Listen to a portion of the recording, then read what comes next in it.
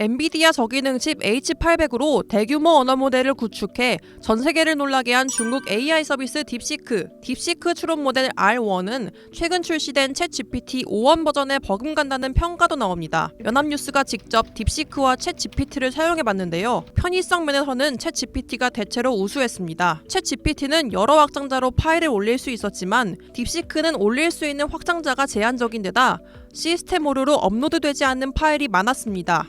최근 AI 개발의 화두인 추론 능력은 선뜻 우열을 가리기 힘들었습니다. 챗GPT와 딥시크의 고난이도 수학 문제를 입력하자 모두 정답을 맞추고 전체 사고 과정을 서술했습니다. 수열의 일반항을 도출하는 것 자체는 챗GPT와 딥시크가 동일했습니다. 챗GPT는 일반항을 구하는 과정을 생략했지만 딥시크는 구체적인 과정을 전부 보여줬습니다.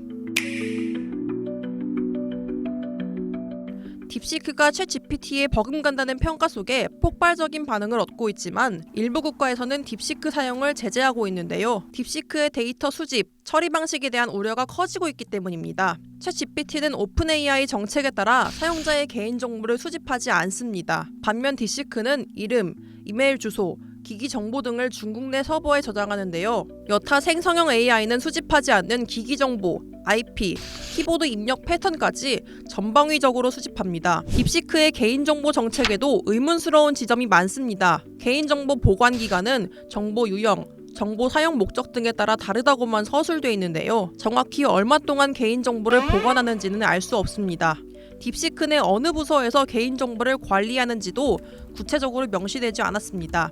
가장 문제가 되는 건 중국 정부의 요청이 있을 경우 사용자 데이터를 제출해야 한다는 겁니다. 한국은 개인정보보호위원회가 데이터 수집 범위와 처리 방식에 대해 딥시크의 구체적인 답변을 요구했는데요. 국방부, 외교부, 산업통상자원부는 지난 5일 업무용 컴퓨터에서 딥시크에 접속하지 못하도록 아예 차단했습니다. 이들 부처는 민감한 기밀 정보를 많이 취급하는데요. 딥시크가 사용자 데이터를 과도하게 수집한다는 우려가 제기되면서 딥시크 접속을 제한한 겁니다. 일반 사용자의 우려도 커지고 있습니다. 딥시크의 시진핑, 천안문 사태 등을 검색하면 먹통이 되는 사례가 발생하고 있기 때문인데요. 먹통의 원인이 중국 정부의 검열 때문이라는 의혹도 딥시크의 안전성에 대한 의구심을 증폭시키고 있습니다. 취재진이 시진핑, 천안문 사태, 홍콩 민주화 운동 등을 여러 차례 검색하자 해당 계정으로는 딥시크 서비스를 더 이상 이용할 수 없게 됐습니다.